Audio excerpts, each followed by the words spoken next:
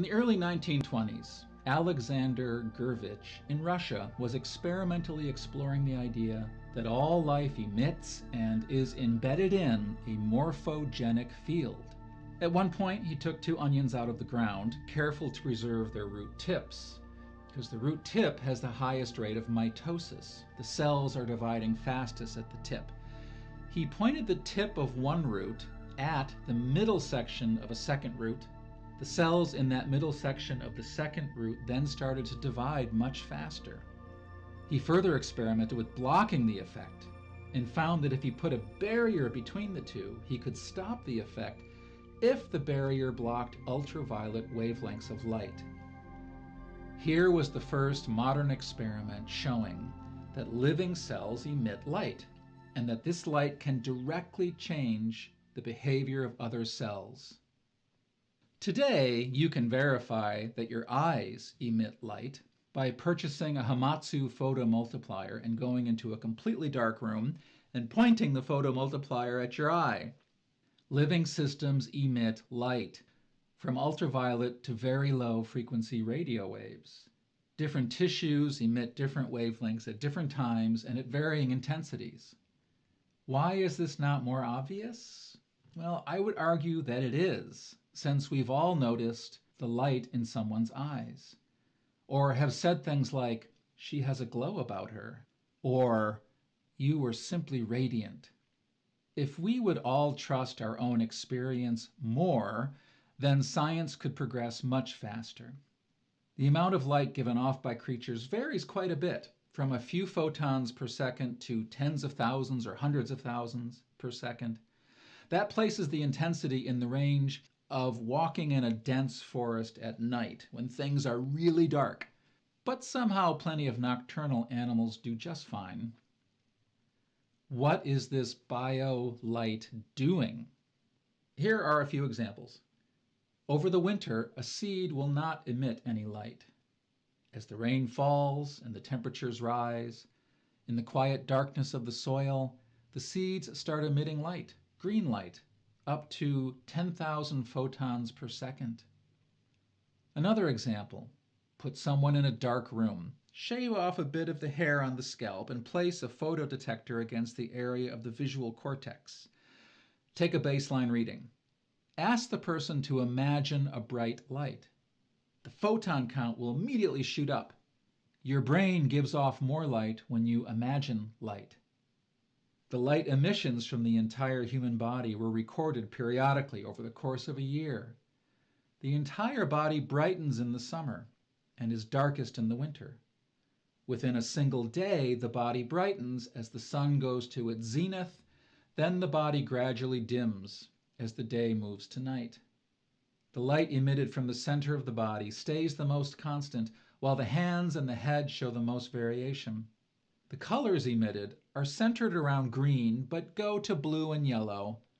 But the light from the center of the palms is shifted slightly more to the blue.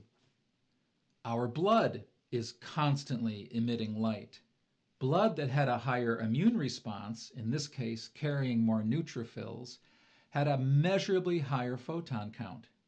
To our alert biomedical viewers, this is probably the best area to look for new diagnostic techniques, as you can be absolutely certain that the complex rainbow of colors given off by our blood perfectly reflects the ever-changing physical and emotional state of our organism.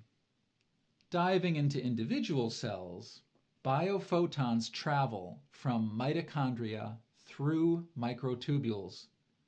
When I was in graduate school, it was just observed that microtubules were used by cells as highways to actively transport materials to where they were needed in the cell. And now we know that those tubules are also carrying light. We've also found that single neurons act as waveguides for visible light photons.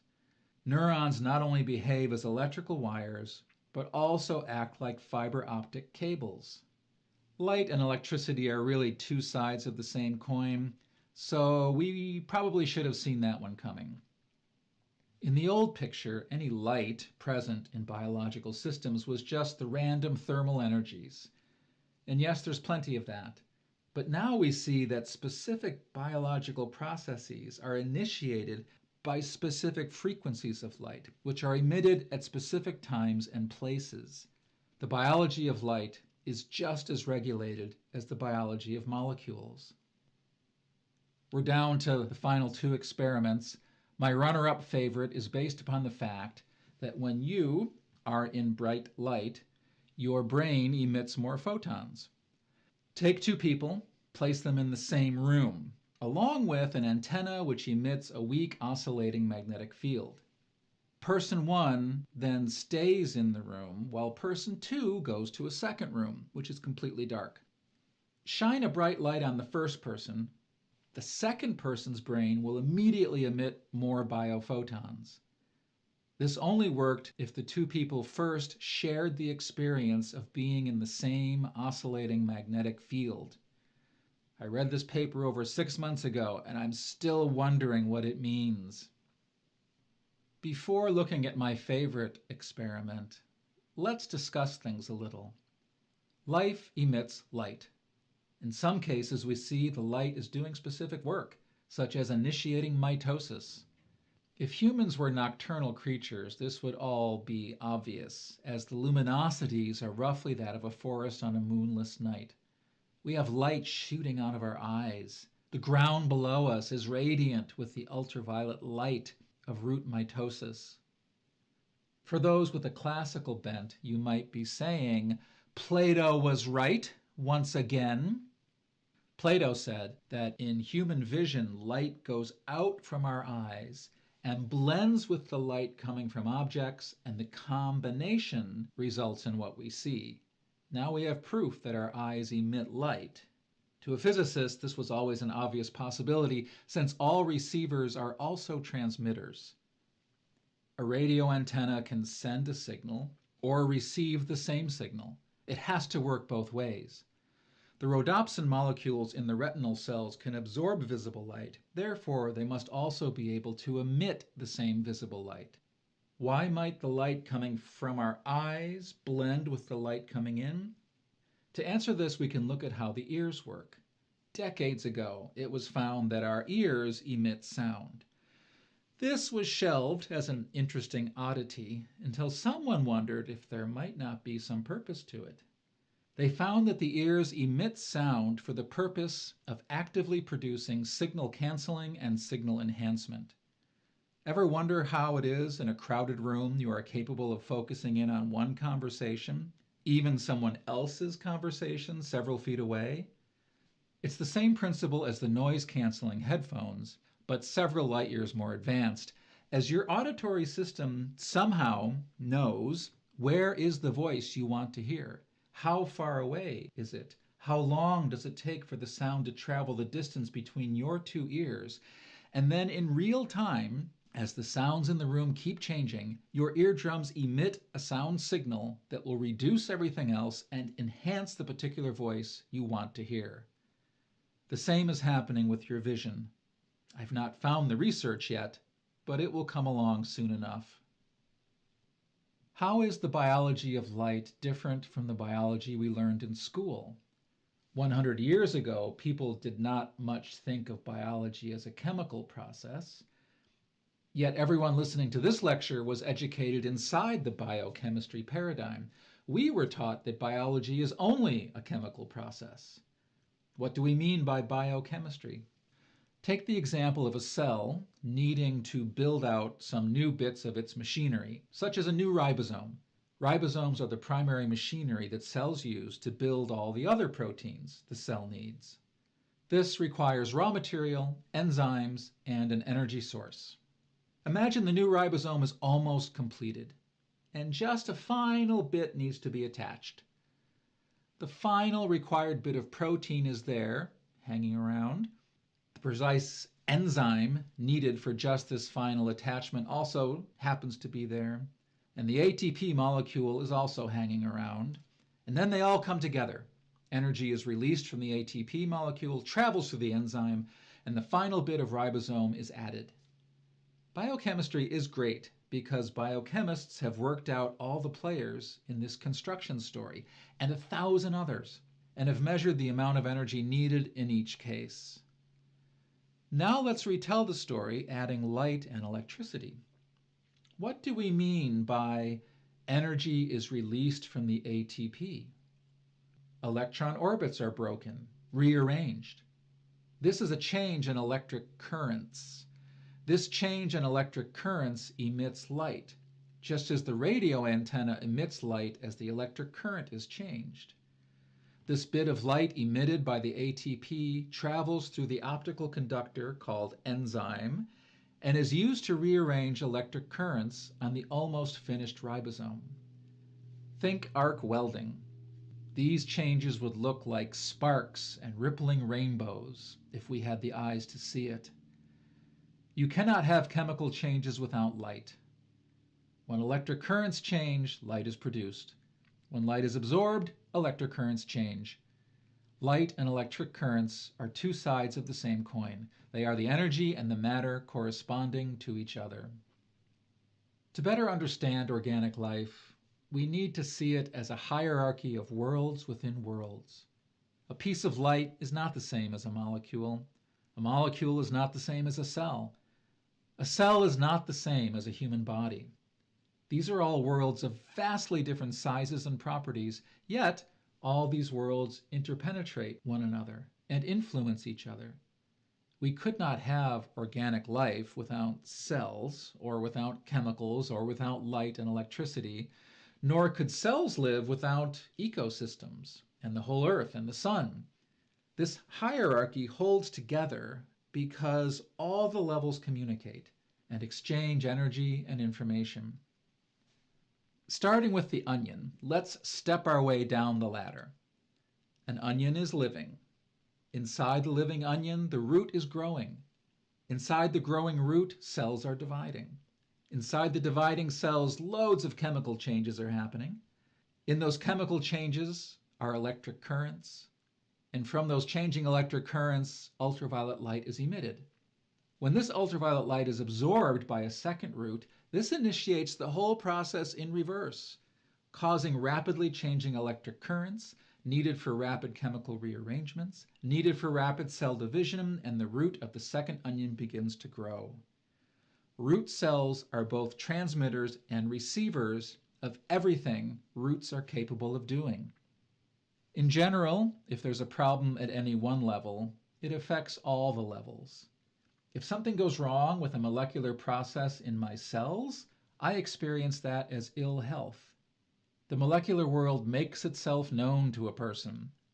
Or the whole person might engage in unhealthy behavior, such as persistent negative thoughts or useless fears, which will inevitably trickle down to cause disordered molecular activity in some cells.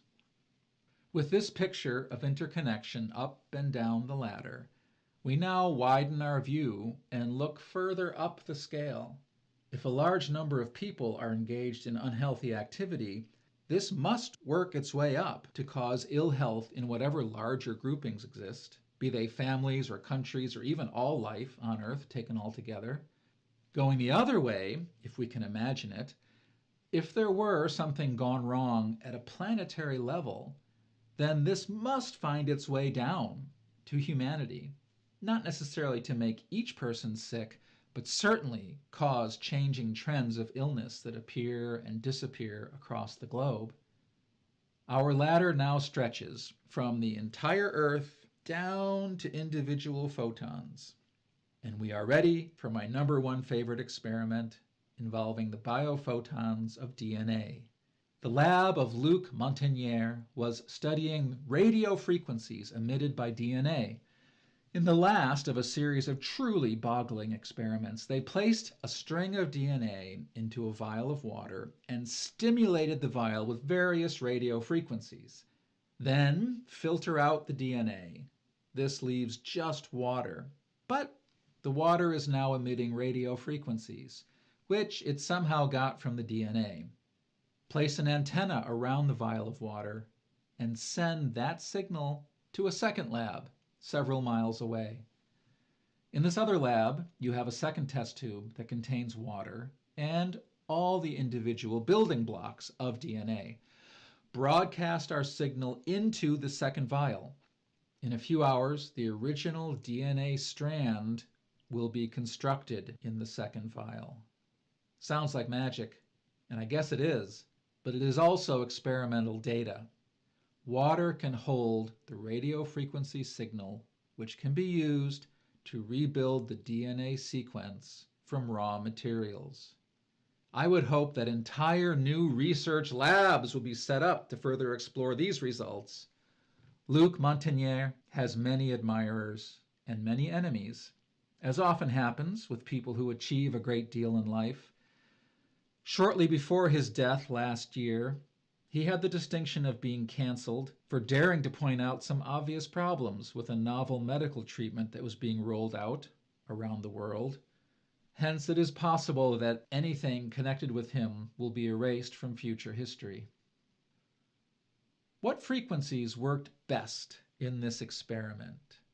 The results were clearest when the initial strand was energized with 7 Hz, 14 Hz, or 28 Hz radio signal. Of course, these are the resonant frequencies of the entire electrical body of the Earth, known as the Schumann resonances. That is worth saying a second time. The entire electrical body of the Earth vibrates loudest at 7, 14, and 28 Hz. These are the same frequencies that allowed DNA in the experiment to best convey its information through water to rebuild itself. It is absurd to think this is an accident. This obvious connection between the electrical body of the Earth and the DNA in each of us makes me quiet, like I sometimes get quiet in church or in an overwhelmingly beautiful landscape. At this point, poetry meets experimental science. The bridge between the two seems long, but is also undeniable.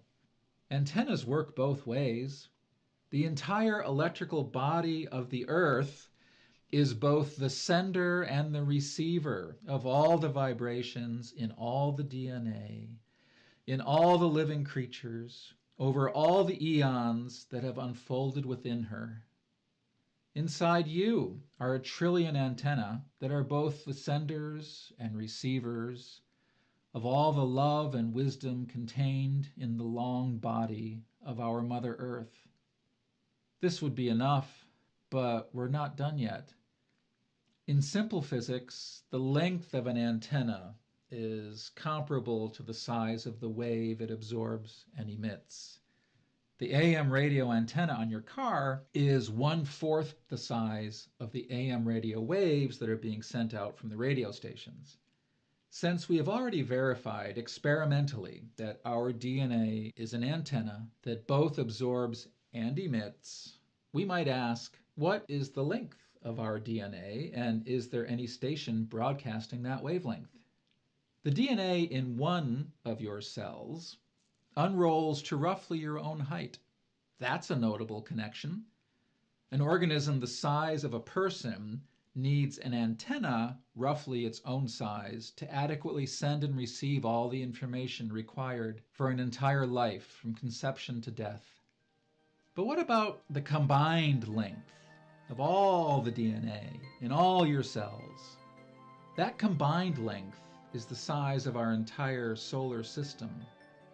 We have within us antennas whose combined length happens to be the right size to resonate with the entire body of the sun, the planets, all the comets, even out to the heliopause. Who could believe such a thing? How could there be a connection with the life of a person in the entire solar system? Yet the connection must be there, because the ladder is unbroken. Whether or not any one of us can knowingly receive these signals, or is capable of intentionally broadcasting up to the whole solar system, it's a good question. I dare say it's a very important question